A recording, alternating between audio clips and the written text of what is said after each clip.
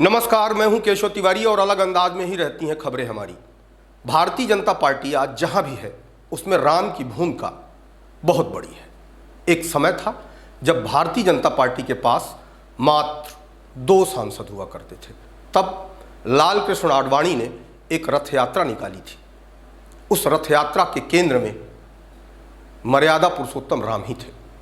राम जन्मभूमि आंदोलन के बाद ही भारतीय जनता पार्टी आम जनता के दिलों में या आम जनता के दिल दिमाग में तभी आई जब राम जन्मभूमि आंदोलन शुरू हुआ। भारतीय जनता पार्टी की उन्नति भी तभी हुई जब राम जन्मभूमि आंदोलन हुआ। इसके बाद भारतीय जनता पार्टी ने पलटकर कभी नहीं देखा। लेकिन मध्य प्रदेश के अंदर जिस तरीके से खनिज खोदने वाले राम के अस्तित्व को ही नकारने की कोशिश कर रहे हैं, उसे देखते हुए अब आम जनता यह कहने लगी है कि यदि भाजपा राम की सगी नहीं हुई तो किसी की सगी नहीं हो सकती। बीते दिनों कुछ खनिज कारोबारियों ने सिद्धा पहाड़ खोदने की कोशिश की। फिर क्या था, पूरे विंध्य की जनता उबल पड़ी। भाजपा के नारायण त्रिपाठी सहित कांग्रेस के कई नेताओं ने इस बात का खुलकर विरोध किया। कई समाजसेवियों ने सिद्धा पहाड़ की यात्रा भी कर डाली। आम जनमानस का विरोध देखते हुए भारतीय जनता पार्टी के हाथ पैर सूज गए। प्रदेश के मुख्यमंत्री शिवराज सिंह को यह बयान देना पड़ा कि सिद्धा पहाड़ में अब कोई खुदाई नहीं होगी। कल तक खनिज कारोबारी श्री राम के होने का प्रमाण मांग रहे थे, जिस तरीके से किसी जमाने में कांग्रेस ने इस तरीके का प्रमाण मांगा था। आज सरकार ने खुद राम के अस्तित्व को माना और खनिज कारोबारियों को यह महसूस करा दिया कि राम का अस्तित्व इस देश दुनिया में है। आइए एक नज़र में हम सिद्धा पहाड़ की खुदाई से लेकर अब तक हुए घटनाक्रम के सिलसिलेवार चीजें बताते हैं।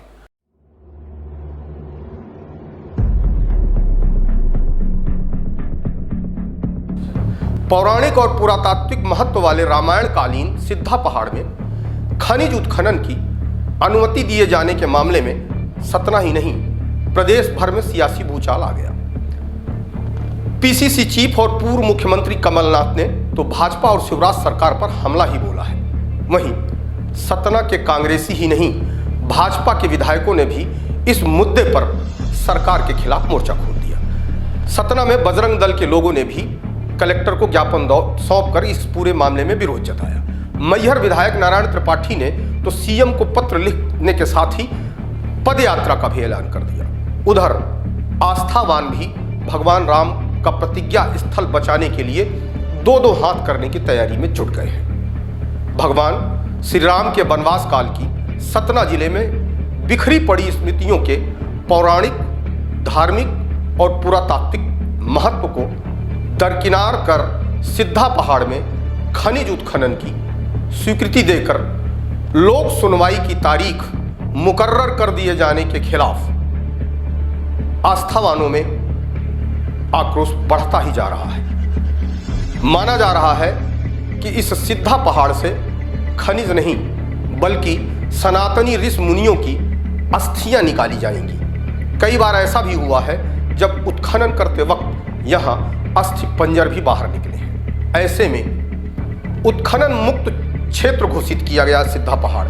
इसके बाद अब एक बार फिर यहां उत्खनन की स्वीकृति दिए जाने को आस्था पर प्रहार करार देते हुए आस्थावानों ने जन आंदोलन की तैयारी शुरू कर दी है। वे राम प्रतिज्ञा स्थल को बचाने के लिए हर लड़ाई लड़ने की तैयारी में जुट गए हैं। वहीं मैहर विधायक नारायण त्रिपाठी ने तो सीएम को पत्र लिखकर सिद्धा पहाड़ को बचाने के लिए 30 सितंबर को पदयात्रा का भी ऐलान कर दिया है। नारायण ने कहा कि आराध्य भगवान श्री राम की स्मृतियों को नष्ट करने की कोशिशों को कभी कामयाब नहीं होने दिया जाएगा। इसके लिए बड़ा आंदोलन अगर करने की जरूरत पड़ती है तो वो भी किया जाएगा।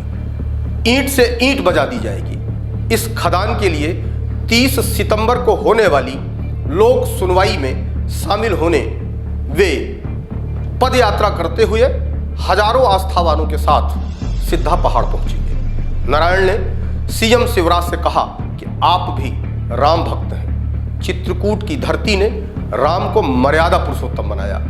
उनकी स्मृतियां सहेजना हम सबका कर्तव्य है। इसलिए आग्रह है कि इस संबंध में दी गई सभी अनुमतियां निरस्त कर दी जाए।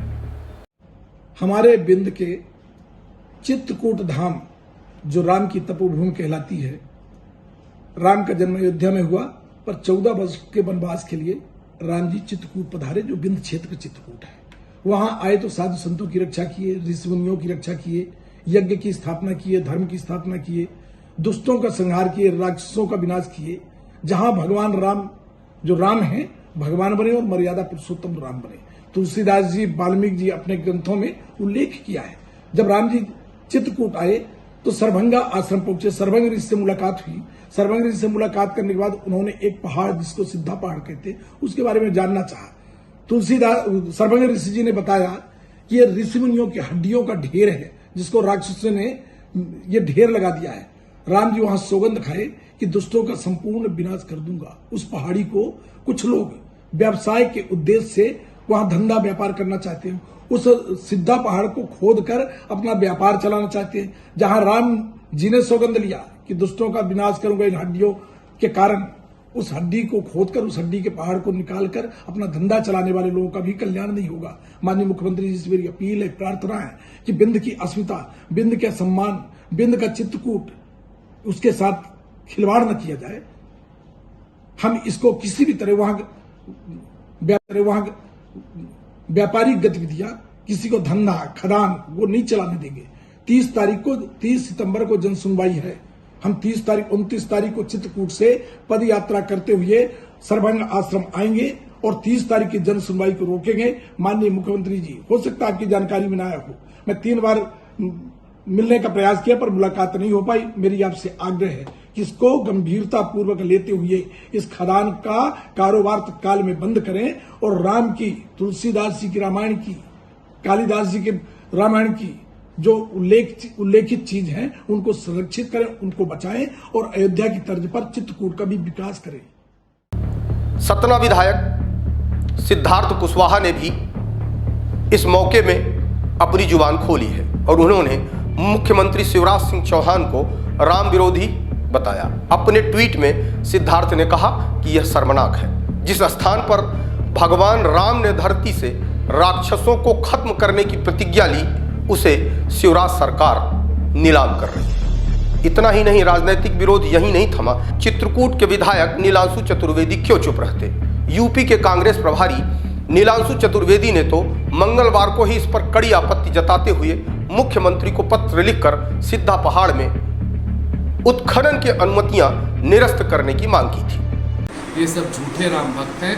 मेरा अनुरोध है कि मुख्यमंत्री जी को तत्काल संज्ञान में लेते हुए चित्रकूट परिधि का जितना भी 84 कोस है, सुतीक्षण, सरभंग, धारकुटी आश्रम के आसपास का एरिया, वो सभी खनन मुक्त करें और सारी जो भी लीज हैं, जो भी वो है, उनको निरस्त करते हुए इस पूरे एरिया को भगवान राम के नाम पे संरक्षित करें, ताकि दर्शनार्थी यहाँ पे दर्शन करने जाएं और देश विदेश का यात्री यहाँ पे आता है दर्शन करने जाए और वहाँ रहने वाले लोगों को उन मेला आने वाले दर्शनार्थियों की वजह से रोजगार मिले और हम अपनी सांस्कृतिक विरासत, धार्मिक विरासत को बचा सके। अगर भारतीय जनता पार्टी ने, सरकार ने जल्दी कोई निर्णय नहीं लिया तो एक जन आंदोलन होगा कि भगवान राम की चीज़ों की रक्षा के लिए चित्रकूट की भगवान राम की सेना सड़कों पे उतरेगी और सिर्फ आपकी सरकार को हिला के रख देगी। धन्यवाद। इतना सब कुछ होने के बाद भी अब सवाल यह उठता है कि आखिरकार इन खनिज कारोबारियों को देश की सांस्कृतिक संपदा को नष्ट करने का लाइसेंस कौन देता है? ऐसे लाइसेंस देने वालों के विरुद्ध कार्रवाई क्यों नहीं की जाती? आपको हमारी खबरें कैसी लगती हैं? आप कमेंट बॉक्स में आके कमेंट कर सकते हैं, लाइक कर सकते हैं, शेयर कर सकते हैं। यदि खबरें अच्छी लगती हैं तो विस्तार खबर चैनल को सब्सक्राइब जरूर करिए।